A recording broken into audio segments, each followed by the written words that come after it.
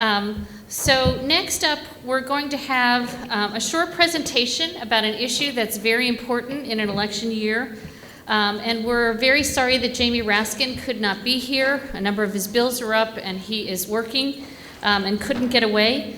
But we have a terrific expert on this, our own Pam Wilmot, who is Executive Director of Common Cause Massachusetts.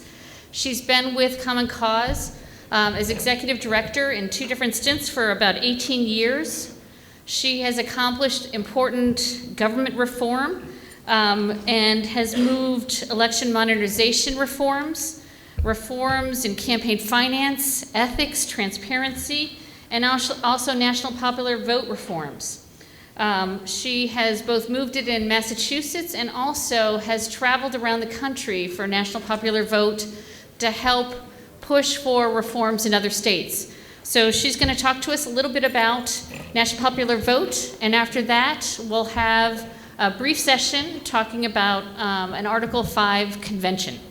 So next up, Pam Wilmot.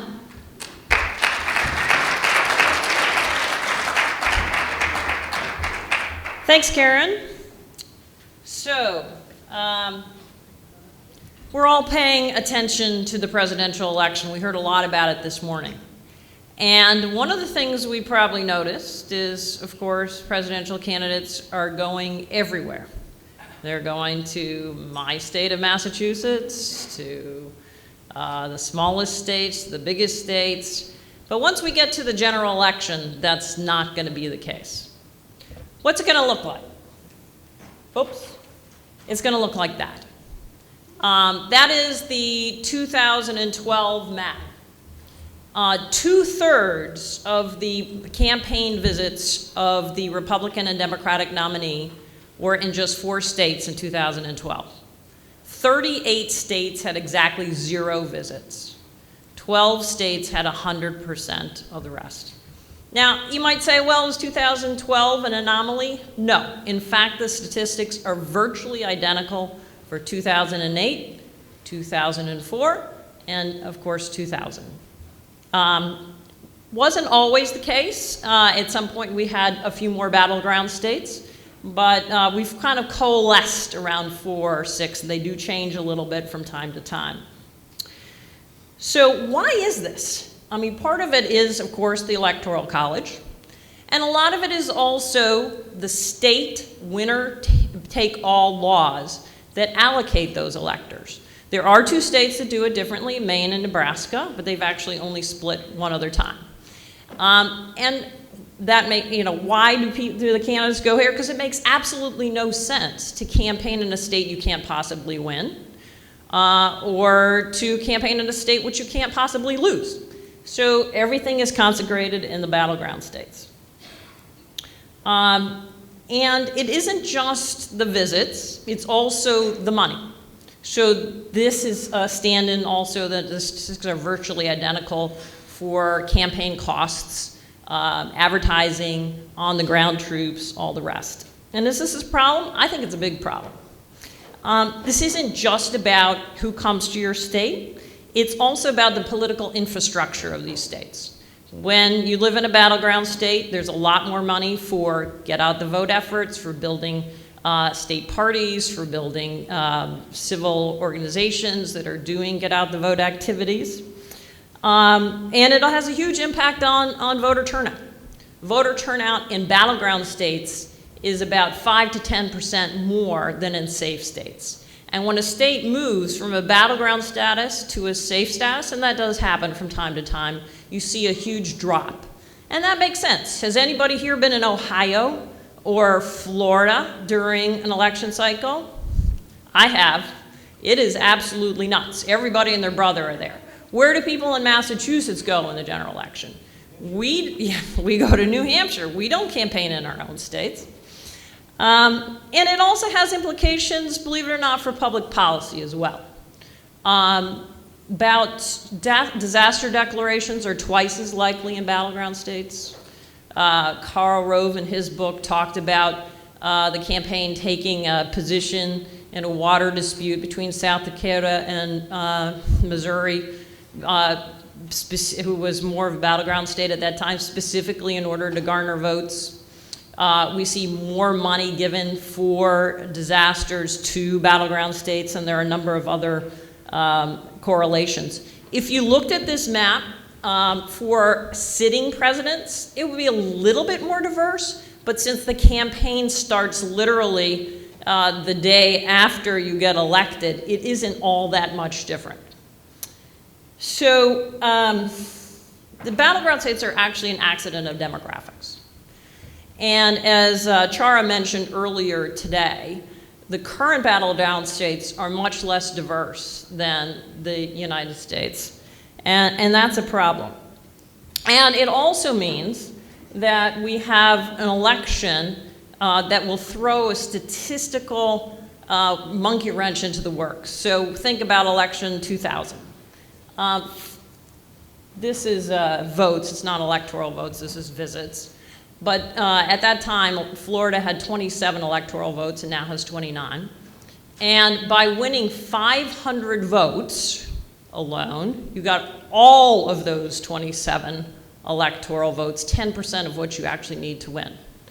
That's a huge, huge emphasis in one small place in order to swing an election. And of course, that leads to one of the other deficits of the current system, and that is that the candidate with the second place votes in the popular vote can become president.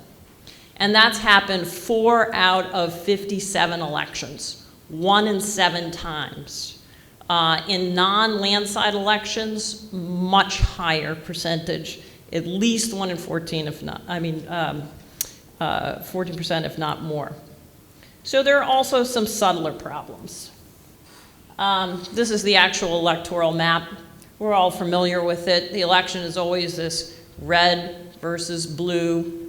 This map was more of election landslide. If you looked at 2000, 2004, 2008, it was even, looked even a little bit more red, despite the fact that President Obama won. In reality, we aren't really red states. We aren't really blue states. We're a combination. If you look at the counties, this is what it looks like. There's a little bit of blue and a little bit of red everywhere. And of course, if we were really looking at it, there'd probably be some green and some other colors in there as well. So, clearly the system isn't working. It suppresses voter turnout and increases the impetus for voter suppression in those states where 500 votes determine the outcome. It may have impacts on public policy. It focuses attention on a small number of places. But is this what really the framers intended? No. In fact, there was a lot of debate about how a president should be elected.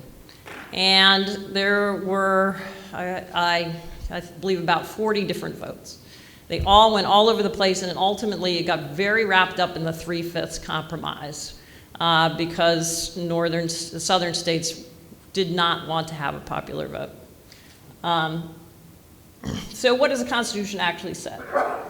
It says that each state shall appoint in the manner as the legislature there may direct a number of electors, equal the number of senators and representatives, in the manner that the legislature there directs. So in fact, my own state of Massachusetts has changed the way we've elected a president 11 different times. Originally, the first elections actually didn't exist. There were no elections. There were our state legislators who had appointed electors, and they were going to pick the best person, which of course was George Washington. The idea was these would be platonic guardians, and they would pick the right people. That changed fairly quickly, and we did end up with elections, sometimes in special elector districts, sometimes by congressional districts. Sometimes the legislature would say, all right, forget you can't vote. We're going to pick the electors. That could happen today. Today, the state legislature could say, no more elections, we're picking. Of course, that couldn't happen because we would all, I think, really be out in the streets at that point. What do we do about this? Because of the latitude that the Constitution gives us, we could, of course, amend the Constitution to change this, but we don't need to. And there's some good reasons not to. One of the reasons is that our conservative friends really feel very strongly that this is a power that was delegated to the states and should remain there. So the alternative is the National Vote Plan. And the National Vote Plan is an interstate compact where the states agree to give their electors to the winner of the national popular vote in all 50 states, not just in their own state. But it doesn't go into effect until enough states to elect a president have passed identical legislation. That's what the compact says. So Massachusetts has passed the compact. Actually, 11 different states have passed the compact. But our elections are going on just like they always have, winner take all. Nothing will change until enough states sign on. And at that time, the impact of this interstate compact will be identical to a constitutional amendment. The president will be elected with a majority of the Electoral College, actually probably a super majority of the Electoral College, because he or she will get all of the electors from the states in the compact, probably plus a few who don't join the compact. So this is a very well thought out proposal. Of all the issues I worked for, it probably has the biggest amount of intellectual capital. There's a whole book that catalogs every single objection you possibly can have. It's about this big.